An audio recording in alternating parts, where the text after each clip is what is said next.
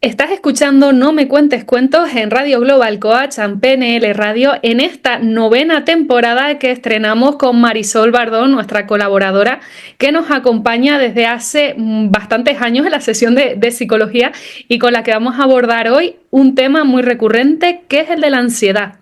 Marisol, bienvenida. Buenas tardes, Raquel. Ya 9 años ya. Desde, bueno, 9 años, no, 9 temporadas. Sí es verdad que hacemos dos por año, pero 9 temporadas. desde 2019 estamos aquí a tope con bienestar y emprendimiento. Muy bien, y además muy interesante el podcast, ¿no? Cada vez más amplio, en más áreas. Sí, de temas de actualidad y sobre todo de tomar conciencia sobre estos temas tan importantes, ¿no? Que son de acompañamiento psicológico, ¿no? Que es lo más importante, que nosotros hablamos aquí de muchas cosas para despertar esa curiosidad de decir, bueno, aquí puede haber algo, pero siempre con esa importancia de acudir a un profesional, ¿no? Y eso es muy importante, sobre todo porque no nos pasan a todos las mismas cosas y muchas veces tampoco el origen es el mismo, ni la manera que tenemos de abordarlo, ni lo que nos es útil o no. Tú sabes que yo no soy muy amiga de TIC o de dar recetas médicas porque no a todos los recursos no son útiles de la misma manera. Y no pasa nada porque sea así, está bien. Claro, es como las gripes, ¿no? Que tú vas al médico y depende de lo que tengas te manda un fármaco u otro, ¿no? Es diferente para cada persona. Pues, exactamente, o hay determinados medicamentos que a lo mejor están muy normalizados o comercializados y no todo el mundo les sienta bien. Mira, una cosa tan simple como la melatonina, que es algo natural para el tema de dormir y no todo el mundo le sienta bien la melatonina. Hay gente que se levanta con una sensación de somnolencia, de pesadez mental, ¿no? De una especie de embotamiento y hay personas que no tienen ningún tipo de inconveniente. Pues también en psicología es lo mismo. ¿Sabes? Hay muchos recursos, sí, pero también tenemos que ir buscando un poquito cuál es el que te va bien o es el que te es útil, el que se adapta más a tus circunstancias y ahí está la fase de autoconocimiento en el proceso de terapia. Sí, y sobre todo también en algo tan delicado que es la ansiedad, ¿no? ¿Nos podrías explicar un poquito este concepto? Mira, cuando hablamos de ansiedad tenemos que primero diferenciar.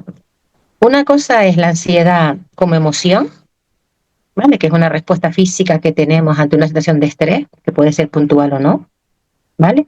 Que es la manera en que damos respuesta, cómo lo entendemos, lo interpretamos, y ahí podemos tener una sintomatología más relacionada a lo que es un estado ansioso.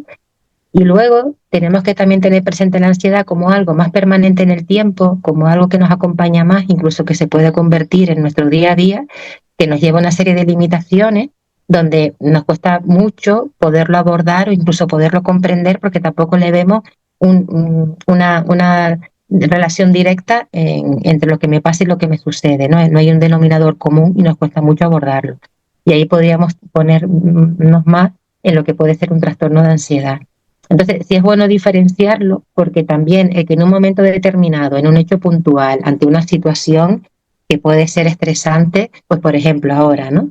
Los adolescentes que se enfrentan a la PAU este fin de semana, o hace poquito que fue el examen de MIR, pues una posición que, pues yo qué sé, pues al Estado, ¿no? O hace poco también me enteré por una persona que una de las fases del examen de fiscal, pues obviamente va a haber un proceso ansioso.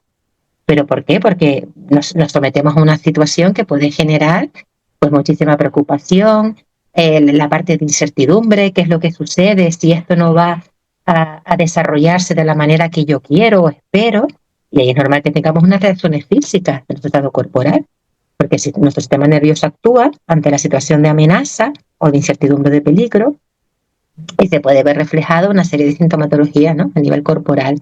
Y eso es normal, ahí no tenemos que asustarnos. Y ahí sí viene bien el que un poco pues apliquemos alguna técnica sencilla, como puede ser una respiración, como puede ser validar el que es normal y tiene sentido que me encuentre así ante lo que me voy a exponer, porque es una manera de regulación y es una regulación emocional. Estamos tomando la ansiedad como algo, que es una emoción como respuesta a un hecho contextual. Y ahí, sí, por ejemplo, si nos es útil. Cuando estamos hablando de un trastorno de ansiedad, ya es algo mucho más complejo. No es que sea más complicado a la hora de abordar y tampoco sea totalmente imposible, pero sí hay que hacer un abordaje un poco de ahondar, de ver qué es lo que sucede, ¿no? pues cómo ha sido nuestra familia de origen, cómo han sido nuestros patrones de conducta que hemos ido desarrollando a la hora de dar respuesta a ciertas situaciones, y de ahí de una u otra manera también un poco comprendernos, ¿no? Y ver qué nos dice la ansiedad, ¿no? Qué información nos está dando y cómo podemos ir ajustando. ¿Qué síntomas se perciben a nivel corporal? Porque siempre lo solemos comparar con esas palpitaciones, pero o la respiración fuerte. ¿Qué otros síntomas se pueden detectar? Pues mira, suele aparecer mucho con taquicardias o palpitaciones, dolor o presión en el pecho, hay una dificultad como para respirar, una sensación de ahogo, en ocasiones temblores, problemas gastrointestinales, pues muchas veces tensión muscular, dolores, a veces mareo. O sea, hay una amplitud de sintomatología que se puede manifestar también porque de la misma manera, pues obviamente somos diversos, ¿no? Las personas somos distintas y se nos puede manifestar de una u otra determinada manera. A veces, pues insomnio, dificultades para todo lo que tiene que ver atención y concentración, cansancio, fatiga. Es decir, hay mucha amplitud. Pero lo que pasa es que se habla más de lo que tiene que ver la sensación de ahogo, dolor en el pecho, taquicardia, porque pensamos que nos va a dar un infarto.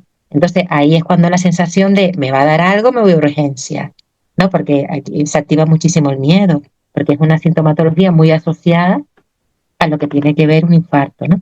De todas maneras, como siempre comento, ante una sintomatología física, lo primero es descartar. O sea, si yo me noto que estoy en una situación de desborde, que me falta el aire, que tengo dolor en el pecho, que tengo palpitaciones, que me tomo la tensión y la tengo alta, hombre, obviamente tenemos que descartar algo, alguna dificultad física, antes de un poco normalizar y decir esto es ansiedad. ¿Vale? Lo de que esto es ansiedad viene después, pero no quita que un poco revisemos y acudamos al médico en el caso de que lo consideremos necesario. Es muy importante descartar, Sí. ¿vale? ¿En qué punto de nuestra vida empieza a darse la ansiedad? Porque de niños no suele ser tan habitual, ¿no? Ver esa ansiedad, sino cuando ya vamos arrastrando esos problemas de adultos que nos recarcomen, ¿no? Y ya Ya. llega a un punto que incluso se vuelve crónica. Mira, por ejemplo, en la infancia, a veces se suele manifestar, por ejemplo, ante situaciones de separaciones de los padres o algún fallecimiento repentino de alguna figura de referencia, pues algún problema en la familia que un poco se traslada, ¿no? De manera conductual o de manera emocional por parte de sus progenitores. Lo que pasa que en la infancia eh, se muestra de otra manera, ¿no? Podemos ver a lo mejor pues una sensación de más agitación, ¿no? Hay una parte más como de hiperactividad. Yo no soy especialista en temas de la infancia, pero lo quería comentar porque también nos resulta muy curioso ver cómo en diferentes etapas de nuestra vida las manifestaciones pueden ser distintas, ¿no? A lo mejor un niño no te va a decir me duele en el pecho y tengo la tensión alta y me va a pasar algo, ¿no? Pero el cuerpo reacciona de otra manera. Al fin de cuentas, la ansiedad es una reacción física y es agitación. Entonces, eso se puede demostrar por pues, un niño agitado, inquieto, demandando mucho la atención, ¿no? Y eso puede haber un tipo de dificultad a nivel de familia. Por ejemplo, ya en la adolescencia, pues dificultades con su grupo de iguales, el tema académico, también depende de la exigencia que tengan, eh, acoso escolar, ¿vale? O situaciones de violencia en lo relacional, ¿no? Cómo nos estamos relacionando ahora, sobre todo cuando inician el tema de la sexualidad, el tema de la pareja, todo eso también, la manera en que demos respuesta, al final de cuentas, si son focos estresores, puede haber una situación de ansiedad. Y luego en la etapa adulta, pues lo que decía, ¿no? Pues dificultades de trabajo, tema económico, traslado, y hay un sinfín, ¿no? De situaciones que pueden generar una situación bueno, de daño y desde el daño, pues que aparezca una sintomatología ansiosa. Y como yo digo, suele ser la punta del iceberg, ¿no? Cuando llegamos a consulta y decimos, tengo ansiedad, no sé lo que pero tengo ansiedad, no sé lo que me pasa, pero tengo ansiedad porque no duermo, y hay una sensación de mucho vómito, ¿no? Como digo yo, de toda esa sintomatología que sentimos y vemos que nos pasa. Y luego, claro, cuando empiezas a tirar del hilo, pues ahí es donde empezamos a ver qué es lo que está pasando y cómo estamos dando respuesta a eso, ¿no? Es donde empieza un poquito a ser el abordaje. ¿Y cómo lo entiende nuestro entorno? Porque hay muchas personas que no sufren ansiedad o quizás no la han sufrido nunca y no llegan a comprender a la otra persona. Yo creo que ahí, eh, para mí hay una visión también que es contextual, ¿no? Que es la educación hacia el esfuerzo, ¿no? Y esos mensajes de siempre seguir adelante, de tú puedes si quieres. Entonces, al final, esos mensajes de que a pesar de todo esto tengo que seguir y tengo que continuar, ¿no? Y eso demuestra un poco el ser fuerte, ¿no? Y porque lo contrario sería ser vulnerable o ser débil y no dar respuesta al entorno, pues obviamente el no cumplir con eso pues genera muchísimo malestar. Y eso al final va aparejado a los mensajes que recibimos. Pues tampoco es para tanto, pues te has pasado por cosas peores. O yo, si te pongo a hablar de mi historia, vamos, eso para mí no sería nada. O vamos, pues tranquilízate.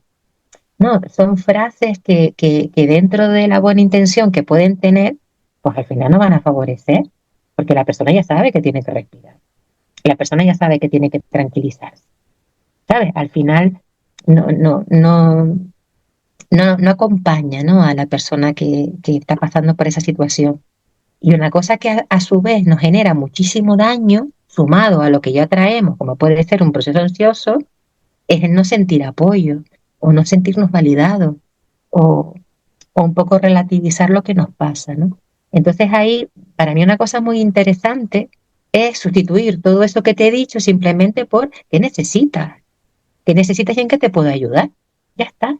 Y la persona ya responderá, ¿no? Porque al final la persona sabe un poco qué es lo que necesita expresar, ¿no? O si quiere hablar, o si quiere dar un paseo, o si quiere simplemente hablar de algo totalmente diferente, ¿no? También que nos acostumbremos a preguntarle a la persona, no a opinar, ¿vale? Sino a preguntar, ¿qué necesitas? ¿En qué te puedo ayudar? ¿Te apetece que hagamos algo ahora? Preguntemos y dejemos de opinar. Sí, claro, aquí volvemos como al inicio, ¿no? De eso de que no podemos dar tips porque, como bien dices, a una persona le viene bien salir a dar una vuelta y otro pues prefiere hacer bicho bola y quedarse en casa porque así se relaja más. Exactamente. Hay personas que les encanta su clase de yoga porque es una manera de parar, de tomar el centro, de conectarse a la respiración. Y hay personas que lo que les ayuda es correr, ¿no? O hacer boxeo, porque están más conectadas al movimiento. Y eso también es una manera de canalizar y poder gestionar. Entonces ahí también es importante que seamos cuidadosos con las palabras. Las palabras hacen mucho daño y seamos cuidadosos y cuidadosas. Sí, totalmente. Marisol Bardón, muchísimas gracias por este ratito No Me Cuentes Cuentos, por abordar la ansiedad y sobre todo también invitar a las personas que se hayan resonado con este podcast, pues contactar con Marisol, ¿no? Que para eso están los psicólogos, ¿no? Para acompañar en estos procesos. Efectivamente. Pues muchas gracias, Raquel. Gracias a ti, Marisol. Hola queridos oyentes, bienvenidos al sexto episodio de Liderazgo Auténtico, el podcast donde desentrañamos los secretos del liderazgo efectivo buscando un ámbito de trabajo sano, seguro y motivador tanto para ti como para tu equipo. Yo soy Els, coach empresarial y personal y desde hace muchos años una apasionada del liderazgo y de la comunicación, una pasión que me gustaría mucho pegarte. En este podcast te voy a sumergir en el mundo mágico del liderazgo auténtico. Juntos vamos a descubrir qué hace falta para vivir y liderar desde tus propios valores, quedándote muy conectado contigo mismo, con tu contexto y con los demás. Con mucho gusto comparto contigo qué me ha ayudado a mí en mi búsqueda a la autenticidad y te inspiro con experiencias de mi trabajo como líder de equipo y como coach. Una búsqueda en la que descubro cosas nuevas todos los días y que por suerte no termina nunca. ¿Listo? ¿Lista para sumergirte? al agua patos. Hoy hablamos de un tema que solemos temer y que preferimos evitar siempre que podamos: el conflicto. ¿Te suena la frase necesito hablar con esa persona pero no quiero un conflicto? A lo mejor recuerdas incluso haberla pronunciado tú mismo. Sabes que tienes que hablar con alguien, tal vez un compañero de trabajo, un amigo, tu pareja, porque hay algo que te molesta, pero lo evitas, porque no quieres líos. Sientes que algo te frena, tienes miedo de que se te vaya de las manos y pues no dices nada. Hay irritación, frustración y sientes una distancia cada vez más grande entre los dos. Pero lo prefieres así, porque ante todo quieres evitar el conflicto.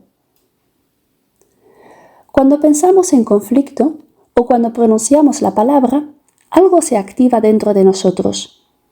El cuerpo se tensa, nos sentimos inquietos.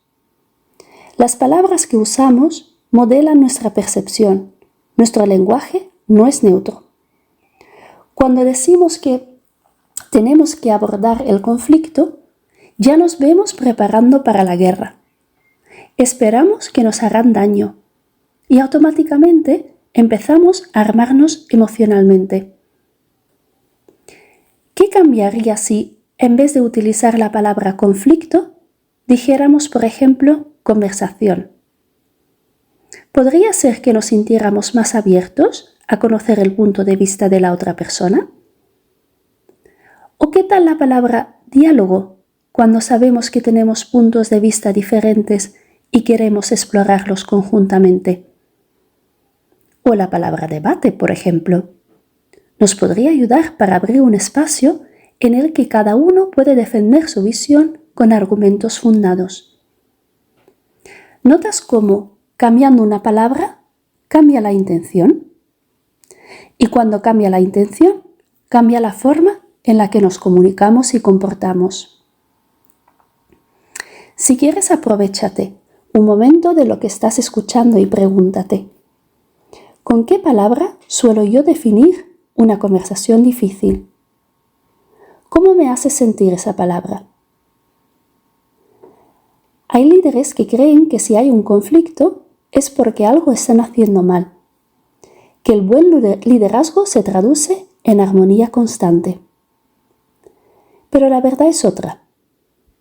Los equipos sanos y dinámicos sí tienen conflictos, pero son visibles. Se abren al punto de vista de sus compañeros e intercambian opiniones. Los equipos que aprenden, los equipos creativos, chocan ideas, se retan, se escuchan. Muchas veces evitamos el conflicto porque somos rehenes de nuestros patrones de conducta o de nuestras propias creencias. El perfeccionista, por ejemplo, no quiere meter la pata. El complaciente teme desagradar. O el controlador no tolera lo incierto. ¿Te reconoces en uno de esos patrones? Evitar una conversación incómoda te hará estancar. Es mucho más productivo, por mucho miedo que dé, abordar la situación con valentía y verla como una oportunidad de crecimiento. Para ti, para el otro y para vuestra relación. Bien abordada, una conversación difícil genera conexión entre las personas y refuerza la relación. ¿Cómo puedes hacerlo? Te aporto unas claves importantes y concretas. Crea en primer lugar una base segura. Deja claro que el objetivo de la conversación o del debate no es herir, sino crecer juntos. No veas al otro como un oponente, sino como un aliado. Utiliza palabras respetuosas siempre, sin acusaciones ni juicios. Eso es difícil porque solemos juzgar muy fácilmente. Haz preguntas que te ayudan a abrir a la otra persona. Intenta descubrir qué le ha motivado a hacer lo que no te gustaba. Y mientras habla la otra persona, escucha de verdad a lo que dice. No planeas tu respuesta, no estés pensando en lo que vas a contestar. Ahí también es importante saber tolerar el silencio. Puede parecer muy incómodo, pero es en el silencio que se produce el mayor cambio. Y como último, no tengas miedo de enseñar cómo te afecta el tema. La otra persona se siente incómoda también. Ayuda a darte cuenta de que estáis juntos en esto. Liderar no es evitar los conflictos. Es, cuando se presentan, atreverte a abrir el melón, con respeto, con presencia, con responsabilidad. Paradójicamente, los conflictos más grandes nacen cuando no hablamos, cuando dejamos que las tensiones se acumulen, cuando dejamos que el silencio se convierta en distancia y la suposición tome el lugar del diálogo. Recuerda un conflicto que has tenido en el pasado. ¿Qué hubiera pasado si hubieras hablado? Sin dramatizar, sin escalar, sin etiquetar. Solo mantener una conversación entre dos personas, entre dos perspectivas, entre dos verdades que se permiten encontrarse. Te invito ahora a tomar un momento para ti y reflexionar.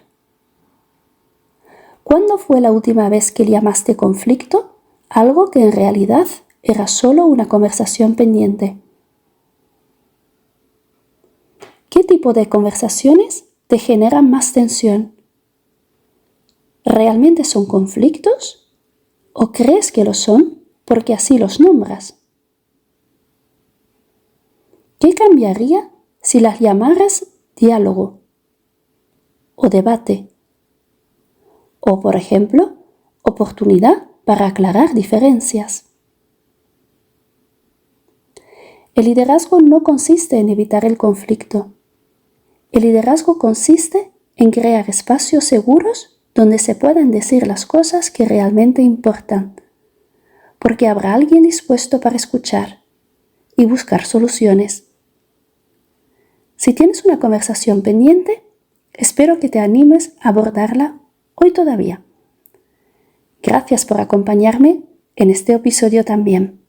Si te resultó útil, compártelo con alguien a quien también le haga bien escuchar esto. Nos vemos el mes que viene. Cuídate mucho.